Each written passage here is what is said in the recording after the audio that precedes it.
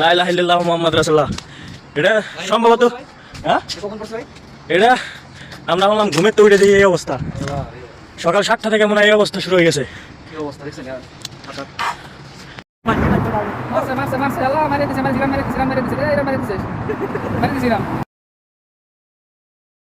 কুয়েতে বোমা হালাইতেছে ইরানেরা, এলিয়ে কয়টা হালাইছে ঠিক নাই, একটু বড় বড় খেলে আওয়াজ হয়।